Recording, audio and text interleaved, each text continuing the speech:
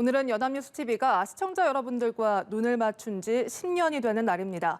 개국 10주년을 맞아 특별한 순서를 마련했습니다. 이제 곧 중국에서 코로나19가 첫 보고된 지 2년이 되는데요. 하지만 세계는 코로나19와 공존을 넘어 새로운 변이종의 위협으로부터 끊임없는 도전을 받고 있습니다. 네, 오늘은 주요 지역의 특파원들을 화상으로 연결해서 각국의 코로나19 상황 알아보도록 하겠습니다. 미국 워싱턴, 멕시코시티, 이집트 카이로 연결이 돼 있습니다. 새 특파원 나와 있는데요. 먼저 미국 상황부터 알아볼까요? 이경희 특파원. 네, 워싱턴입니다. 네, 미국은 빠른 백신 확보로 전 세계에서 사실상 위드 코로나 시대 가장 먼저 열었다고 볼 수가 있는데요. 그런데 그런 미국도 새로운 변이 출현에 긴장감이 커지고 있다고요. 네, 아직 감염 사례가 공식적으로 확인되진 않았지만 미국도 오미크론 상륙을 기정사실로 받아들이고 대응에 들어갔습니다. 위드 코로나 시대에 문을 연 미국은 이제 마스크 착용이 오롯이 개인의 선택이 되면서 야외는 물론이고 실내에서도 안 쓰는 사람이 훨씬 많았는데요. 최근 오미크론 변이가 확인된 이후 확실히 경계심이 커지고 있습니다. 공공장소나 사람이 많은 곳에서는 마스크를 다시 쓰는 사람들이 늘기 시작한 모습입니다. 미국은 이번 주부터 남아프리카 공화국을 비롯한 8개국을 여행 금지 국가로 지정했는데요. 바이든 대통령은 직접 대국민 연설을 통해서 과도한 불안을 자제시키는 동시에 공공장소에서 마스크 착용 등 개인의 방역 조치 강화를 당부했습니다. Variant is a cause for concern, not a cause for panic. We have the best vaccine in the world, the best medicines, the best scientists, and we're learning more every single day.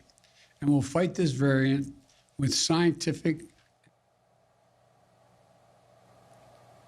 또 바이든 대통령은 기존 백신이 오미크론에도 일정 부분은 효과를 발휘할 것이라면서 부스터샷을 포함한 백신 접종을 촉구했습니다. 백악관은 오미크론 대상 백신 개발을 위한 비상계획 수립에도 들어갔다고 밝혔는데요. 기존 백신의 효과가 떨어지는 것으로 나타날 경우 화이자, 모더나, 얀센과 협력해 신속히 추가 백신 개발에 나서겠다는 겁니다. 한편 모더나 측은 기존 백신이 오미크론 변이에 델타 변이만큼 효과적이지 않을 것 같다면서 오미크론에 대한 백신을 대량 공급하기까지는 몇 달이 걸릴 것으로 전망했습니다. 지금까지 워싱턴에서 전해드렸습니다. 네, 이번엔 미국과 국경을 접하고 있는 나라죠. 멕시코로 가봅니다. 고미애 특파원, 중남미 상황도 전해주시죠. 네, 멕시코시티입니다. 이곳 멕시코를 비롯한 중남미 지역도 오미크론 변이에 잔뜩 긴장하고 있습니다. 아직까지는 대부분 국가에서 안정세가 유지되곤 있지만 코앞 북미까지 새 변이가 상륙해 결코 마음을 놓을 수 없는 상황입니다. 변이 유입을 막기 위해 브라질, 칠레, 아르헨티나 등이 잇따라 남아프리카발 입국을 규제하고 있습니다. 중남미는 전 세계에서 코로나19 충격이 가장 컸던 지역 중 하나입니다.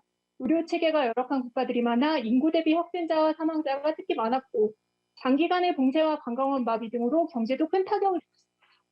급빈국 IT의 경우 접종률이 1%에도 못 미치는 등 여전히 백신 접종에서 소외된 나라들도 있습니다. 재확산의 위험이 도사리곤 있지만 일단 지금부터 대부분 국가들이 코로나와의 불가피한 공존을 해간 상태입니다. 멕시코의 경우 행인들 상당수가 여전히 마스크를 쓰고 있고 건물 입구에서 발열 체크를 하는 것 등을 제외하고 코로나19 이전과 큰 차이가 없는 모습입니다. 세계에서 미국 다음으로 코로나 사망자가 많은 브라질도 내년 리우 카니발의 정상 개최가 논의되는 등 고비가 느슨해졌습니다. 입국 규제나 의무 격리가 장기간 이어졌던 아르헨티나, 페루 등도 지금은 상당 부분 일상을 되찾았습니다.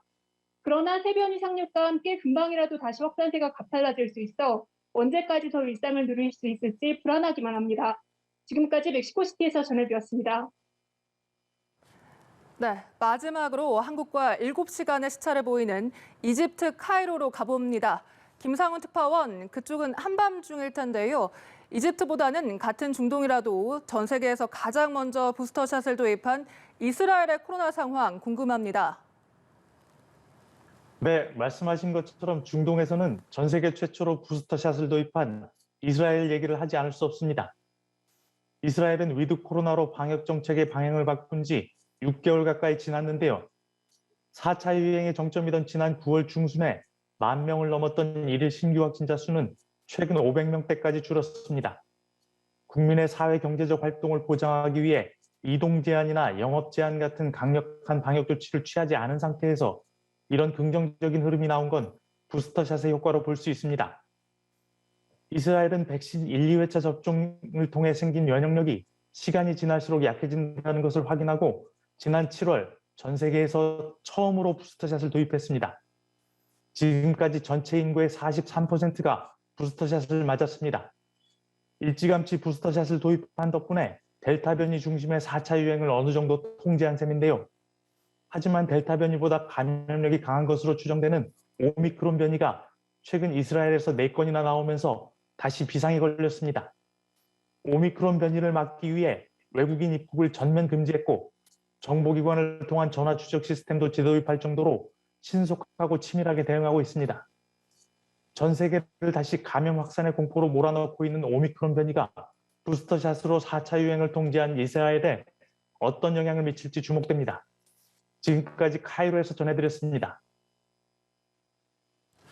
네, 잘 들었습니다. 연합뉴스TV 개국 10주년을 맞아서 미국 워싱턴, 멕시코시티, 이집트 카이로 연결해서 코로나19 상황 알아봤습니다.